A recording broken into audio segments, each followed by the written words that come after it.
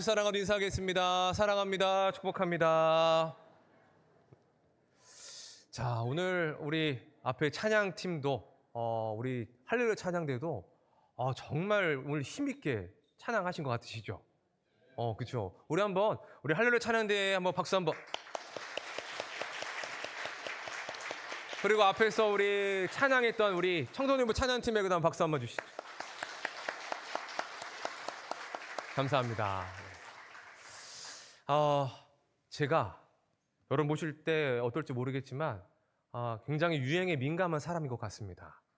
왜냐하면 요즘 감기가 돌고 있잖아요. 또 걸렸어요. 독감은 아니고 코로나도 아닌데 아무튼 감기에 걸려서 약간 좀 목이 좀 안 좋은 상태에 있습니다. 뭐라고요? 마스크 하세요. 지금 멀리 떨어져 있으니까 이따 밥 먹을 때 쓰고 갈게요. 네. 자, 여러분 동화 미운 오리 새끼를 아십니까? 요즘은 이 오리 새끼라고 하는 이 어감이 좀 좋지 않다고 해서 미운 새끼 오리라고 제목을 바꿔서 책이 나오기도 합니다. 자, 이 동화에는 미움을 받는 새끼 오리가 등장을 합니다. 다른 형제들과 색이 다르고 생김새가 다르다는 이유로 미움을 받습니다. 심지어는 엄마 오리에게까지 미움을 받습니다. 이 오리들 사이에서 사랑은커녕 미움과 따돌림을 받았던 오리는 너무나 외로웠습니다. 그리고 스스로에게도 실망합니다. 왜 나는 이렇게 못생겼을까? 왜 나는 다를까? 왜 나는 저들과 같지 않을까라고 하는 그러한 생각을 했던 것입니다. 결국 새끼 오리는 무리에서 떠납니다.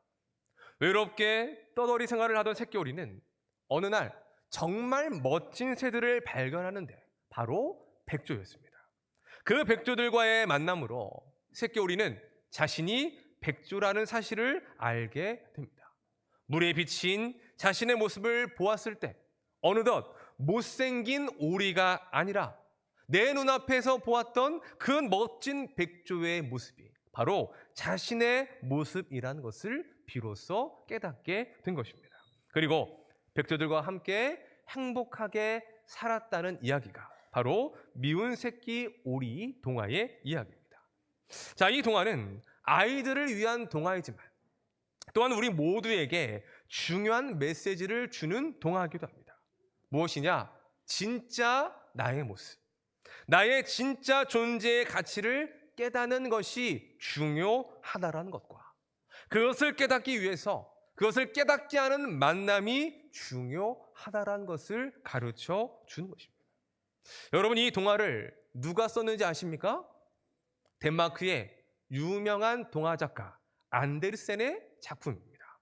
엄지공주, 인어공주, 벌거벗은 임금님, 성냥팔이 소녀 등 세대와 시대를 뛰어넘어 사랑받는 그 모든 동화들이 바로 이 안데르센의 작품입니다. 자, 그러면 그가 쓴 그 수많은 작품들 중에 최고의 걸작이 무엇일까요? 바로 미운 오리 새끼입니다. 안데르센 본인도 그렇게 여겼고 이 동화를 통해서 상도 받았다고 합니다. 그러면 왜 그렇게 생각할까? 그 이유는 미운 오리 새끼가 안데르센의 자화상 같은 작품이기 때문입니다. 그의 어린 시절은 매우 어려운 시절을 겪었다고 합니다. 연기자가 되고 싶었지만 결국은 실패합니다. 평생을 독신으로 살았는데 결혼을 아내서가 아니라 못했다고 합니다. 왜 못했을까요? 슬픈 이야기지만 못생겼어요. 어느 정도냐? 너무나 못생겼어. 보는 여자들마다 나는 저 사람이랑 절대로 결혼을 못하겠다라고 할 그 정도였기에 많은 여자들에게 퇴짜를 맞았다고 합니다. 그래서 평생을 결혼하지 못한 채 홀로 살았다고 하는 거죠. 그야말로 미운 오리 새끼 같은 삶이었습니다. 자, 그러던 그가 어떻게 자신이 백조라는 것을 깨닫게 되었을까요? 그가 하나님을 만났기 때문입니다. 하나님 안에서 자신이 어떠한 존재인지를 깨달았기 때문이라는 것입니다. 안데르센은 독실한 기독교 신자로 알려져 있는데 이러한 명언을 남겼다고 합니다.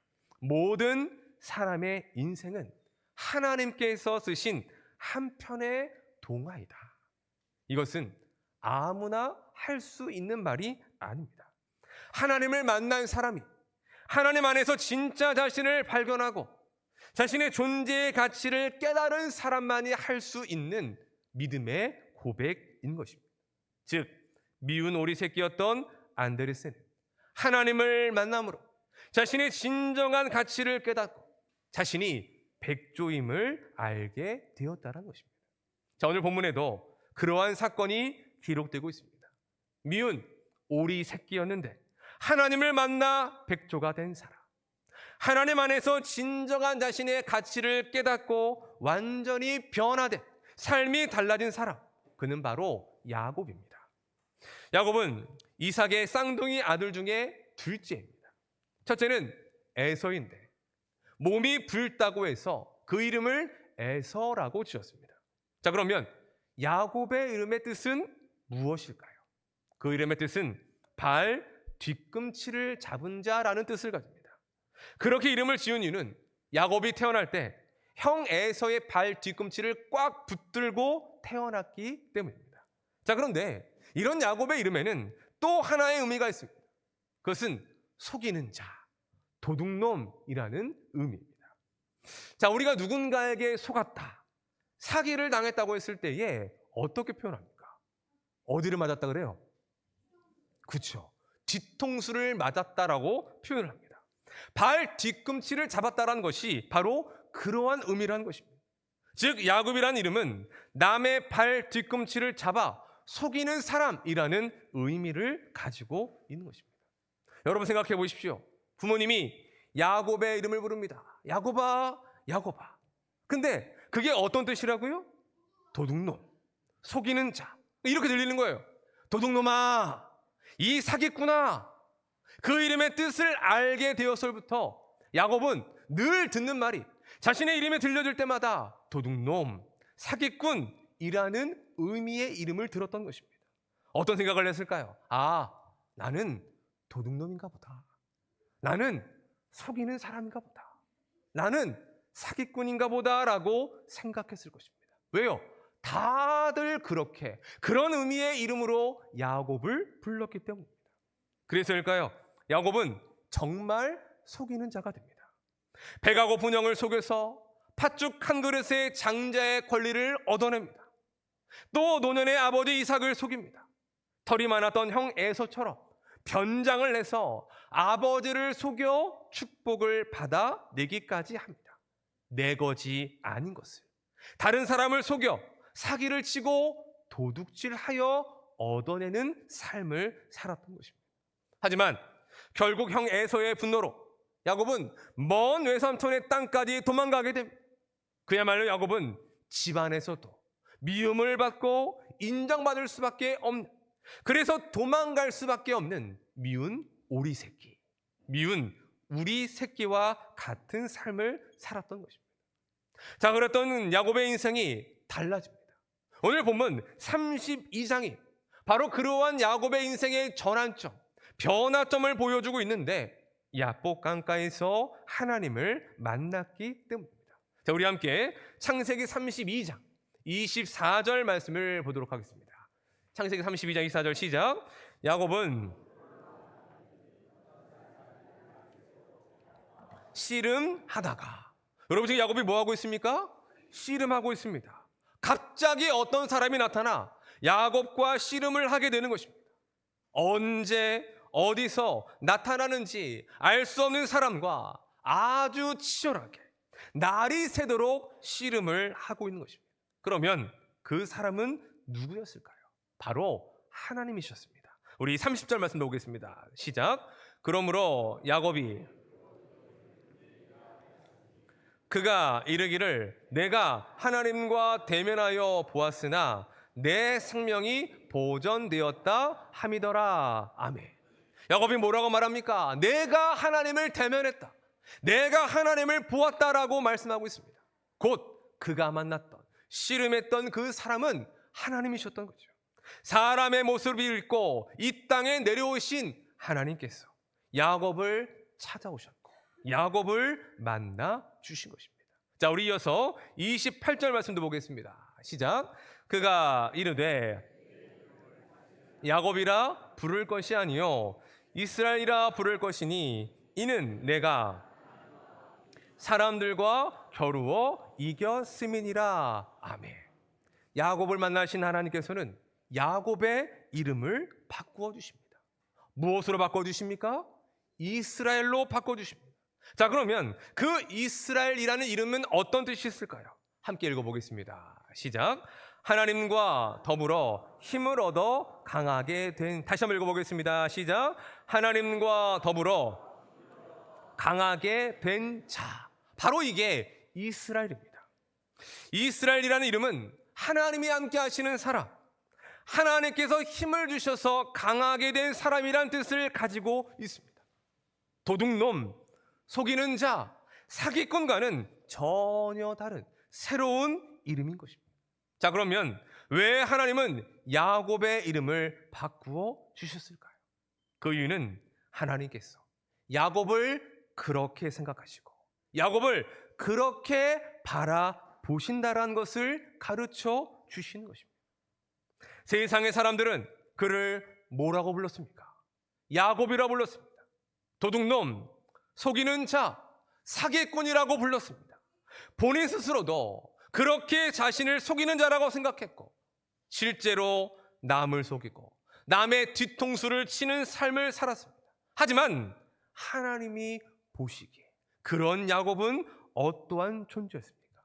하나님께서 하나님의 형상대로 창조한 존재였습니다. 하나님이 함께 하실 만큼 귀한 존재였다는 것입니다. 하나님 안에서 하나님의 힘을 얻어 하나님의 일을 행할 사람, 바로 그 사람, 그를 향하여 그래서 이스라엘이라고 이름을 바꿔주시고 그렇게 불러주시는 것입니다. 하나님은 야곱의 이름을 이스라엘을 바꾸시며 이렇게 말씀하시는 것입니다. 야곱아, 너는 그 이름처럼 도둑놈도 속이는 자도 아니다. 사람들은, 세상은 너를 그렇게 생각할지라도 내 눈에는 그렇게 보이지 않는다. 내가 창조한 너는 이스라엘이다.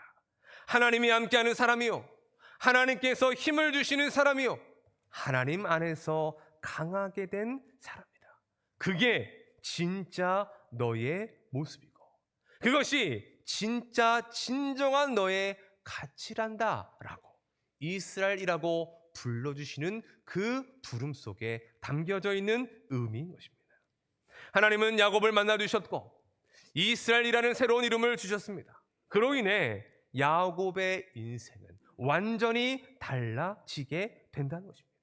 도둑이나 사기꾼이 아니라 하나님이 함께 하시는 사람이라는 것, 하나님께서 힘을 주셔서 강하게 하시는 존재라는 것, 천지를 창조하신 하나님의 사랑과 은혜를 받을 만한 귀한 존재라는 것을 깨닫게 되었을 때 그의 존재와 그의 삶이 완전히 바뀌어지게 된 것입니다. 미운 오리 새끼가 백조들을 만나 자신이 백조란 것을 깨닫게 된 것처럼 야곱은 하나님을 만나 진짜 자신이 누구인지, 자신의 존재의 가치가 어떠한 가치가 있는지를 알게 되었다는 것입니다. 그 변화가 무엇을 통해 이루어집니까? 바로 하나님과의 만남이었습니다. 하나님을 만날 때에 진정한 나를 찾을 수 있다는 것이죠. 하나님을 만날 때에 진짜 내 존재의 가치를 알 수 있다는 것입니다. 그런 의미에서 하나님과의 만남이라는 것은 우리의 인생에서 가장 중요한 사건이고 반드시 우리의 삶에 있어야 될 가장 중요한 만남이라는 것을 오늘 성경이 우리에게 가르쳐주고 있는 것입니다.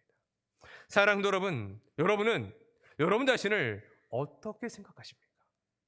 그리고 여러분 자신을 어떠한 눈과 마음으로 바라보고 계십니까? 여러분이 어떤 가치가 있는 존재인지 여러분은 잘 알고 계십니까? 아니면 혹 야곱처럼 미운 오리 새끼처럼 왜곡되고 잘못된 시선으로 나 자신을 바라보고 내가 정말 그런 사람인 양 생각하며 살아가고 있지는 않으십니까? 또 그러한 잘못된 시선으로 다른 사람들을 바라보고, 가족들을 바라보고, 우리의 자녀들을 바라보고 있지는 않으십니까? 세상을 보면 자기 자신의 진짜 모습을 알지 못한 채 살아가는 이들이 많이 있습니다. 미운 새끼 오리처럼 자신의 존재의 가치를 알지 못한 채 왜곡된 세상의 시선과 왜곡된 사람들의 소리를 듣습니다. 그 과정 속에 상처와 아픔을 받기도 합니다. 그리고 마치 그들의 시선과 그들의 말들과 그들의 판단이 진짜 자신의 모습인 것처럼 그렇게 믿고 살아갈 때가 있다는 것입니다. 여러분, 가장 큰 상처와 아픔을 누구로부터 받는지 아십니까? 바로 가장 가까이에 있는 가족이라는 것입니다. 상처는 멀리 있는 사람들로부터 받는 것이 아닙니다. 길 가던 이름을 모르는, 얼굴 모르는 아저씨나 아줌마가 우리에게 상처를 주지 않는다는 것입니다. 언제나 상처는 가장 가까이에 있는 사람들로부터 받는다는 것입니다. 그 중에 하나가 가족이라는 것입니다. 또 가족들 중에서도 부모님께 받는 상처가 큽니다. 부모님께 사랑을 받고 이쁨을 받고 돌봄을 받아야 하는데 그것을 받지 못할 때 상처가 크고 충격이 클 수밖에 없는 것입니다. 넌 도대체 뭐가 되려고 그러냐? 넌 도대체 제대로 할 줄 아는 게 어쩜 그렇게 하나도 없냐? 이런 말들. 너는 누구를 닮아 그러냐? 너의 형제들은 안 그러는데 왜 너만 그 모양 그 꼴이냐? 내가 너 그럴 줄 알았다 라고 하는 말들과 함께 한심한 듯 쳐다보는 그 표정과 눈빛, 결코 해서는 들어서는 안 될 말들이지만 우리 모두는 한 번쯤은 다 들어본 말들이라는 것입니다. 어제 설교를 준비하면서 저녁을 먹는 중에 저희 아이들에게 한번 실험을 해봤습니다. 제가 막 얘기했던 것들. 밥을 먹다가 정리하고 나서 갑자기 제가 이렇게 얘기했습니다. 너 도대체 뭐가 되려고 그러니? 갑자기 얘가 얼굴이 황당해하면서 무슨 말이지? 이어갔습니다. 너는 도대체 제대로 할 줄 아는 게 하나도 없어. 누구를 닮아 그러니? 내가 너 그럴 줄 알았다. 한심한 눈빛으로 쳐다봤습니다. 얼마나 아이가 황당한 눈빛으로 보다가 나중에는 아빠가 왜 그러나? 그러면서 그 말이 진심인 양 마음 가운데에 그것이 상처받는 그런 눈빛이 느껴지더라고요. 옆에서 엄마가 딱 한마디 하는 순간에 깨졌습니다. 저거 내일 설교 때 할 내용이구만. 그제서야 아이들의 표정이 풀어지더라고요. 자, 우리가 모두가 한 번씩은 들어본 말들입니다. 저도 그렇습니다. 어떻게 그렇게 잘합니까? 저도 많이 들어본 말들이기 때문입니다. 문제는 그런 말들을 한 귀로 듣고 한 귀로 흘려야 되는데 꼭 그런 말들이 우리 마음속에 와서 꽂힌다는 것입니다. 더 큰 문제는 그 말들이 꽂혀 자리를 잡는 순간에 우리 안에서 잘못된 자아의 열매를 맺는다는 것입니다.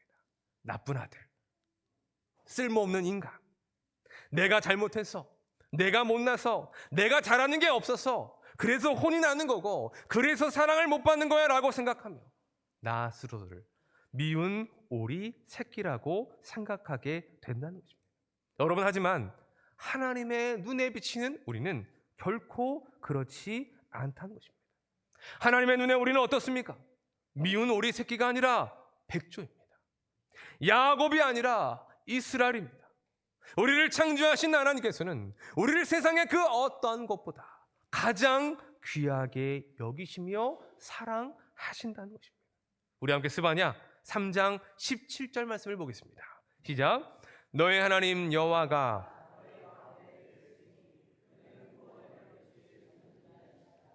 그가 너로 말미암아 너를 잠잠히 사랑하시며 너로 말미암아 즐거이 부르며 기뻐하시리라 하리라. 아멘. 여러분, 하나님 어떤 분이십니까? 우리를 사랑하시는 분이십니다. 그 사랑이 어떤 사랑입니까? 우리로 말미암아 기쁨을 이기지 못하신다라고 말씀하십니다. 또 하나님은 우리를 잠잠히 사랑하시는 분이십니다.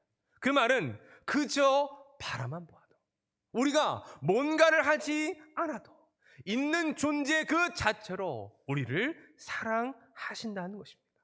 또 하나님은 우리로 말미암아 즐거이 부르며 기뻐하십니다. 우리 때문에 기쁨의 환성을 지를 만큼 우리를 그렇게 사랑하신다는 것입니다. 우리 모두가 하나님 앞에서 하나님께 그러한 존재라는 것을 오늘 성경이 우리에게 말씀해 주는 것입니다. 여러분, 그 사랑의 가장 확실한 증거가 뭔지 아십니까? 바로 예수님의 십자가입니다. 하나님께서 우리를 얼마나 사랑하시느냐, 하나님께서 얼마나 우리를 귀하게 여기시느냐, 그 모든 답이 바로 예수님의 십자가에 담겨져 있다는 것입니다. 하나밖에 없는 당신의 아들을 우리와 맞바꾸실 정도로 하나님은 우리를 사랑하신다는 것입니다. 하나밖에 없는 예수님과 우리를 맞바꾸실 정도로 우리를 그렇게 귀하게 여기신다는 것입니다. 그 십자가를 바라볼 때마다 우리는 하나님께서 우리를 얼마나 귀하게 여기시고 얼마나 사랑하시는지를 우리는 경험하고 느낄 수가 있는 것입니다. 사랑하는 여러분, 하나님이 이 시간 야곱을 만나 주신 것처럼 우리를 만나 주시기를 원하십니다. 하나님께서 우리를 얼마나 귀하게 여기시고 얼마나 우리를 사랑하시는지 그 마음을 우리가 깨닫기를 원하신다는 것입니다. 그래서 하나님 안에서 우리가 진짜 누구인지, 우리가 어떠한 존재인지를 깨닫고 하나님 안에서의 그 우리의 진짜 된 모습을 회복하기를 원하신다는 것입니다. 저를 한번 따라해 보겠습니다. 자, 손을 얹으시고 이렇게 하시는 겁니다. 나는 하나님 안에서 미운 오리 새끼가 아니라 백조입니다. 나는 하나님 안에서 야곱이 아니라 이스라엘입니다. 나는 하나님께서 가장 사랑하시고 귀하게 여기시는 보석입니다. 여러분 믿으십니까? 하나님 우리를 그렇게 생각하시고 우리를 그렇게 바라보신다는 것입니다. 이 사실을 믿으셔야 합니다. 우리를 너무나 귀하게 여기시고 사랑하시는 하나님을 바라보셔야 됩니다. 그 하나님의 눈으로, 그 하나님의 마음으로 우리 자신을 볼 수 있어야 하는 것입니다. 하나님 안에서의 우리의 존재를 깨닫게 되는 것, 하나님 안에서 우리의 형상, 하나님의 형상을 회복하는 것, 우리의 존재의 가치를 아는 것, 바로 그것이 하나님께서 예수님을 통해 이루신 구원과 회복의 역사라는 것입니다. 말씀을 정리하겠습니다. 우리는 살다 보면 흔들릴 때가 있습니다. 철석같이 믿었지만 어느 순간 의심이 될 때가 있습니다. 흔들리지 않으면 좋겠지만, 의심 없이 확신을 가졌으면 좋겠지만 우리의 마음이 약하여 늘 흔들리기 쉬운 것이 바로 우리의 모습입니다. 하나님을 향한 믿음이 그렇습니다. 또 하나님을 향한, 우리를 향한 하나님의 사랑 또한 그렇습니다. 보통 이 두 가지는 같이 움직여집니다. 하나님을 향한 우리의 믿음이 약해질 때 우리를 향한 하나님의 사랑을 의심하게 됩니다. 또 우리를 향한 하나님의 사랑을 의심하게 될 때에 하나님을 향한 믿음 또한 약해지게 된다는 것입니다. 하나님이 나를 사랑하시나? 하나님께서 이러한 연약하고 죄인된 나를 사랑하실 수 있을까라고 하는 그러한 의심이 들 때도 있다는 것입니다. 저도 그렇습니다. 수없는 시간 속에 또 매일을 살아가는 순간 속에서 매일같이 의심하기도 하고 내가 진정 하나님의 사랑을 받을 만한 자격이 있는가라고 생각하기도 한다는 것입니다. 그런 우리에게 하나님은 이렇게 말씀하십니다.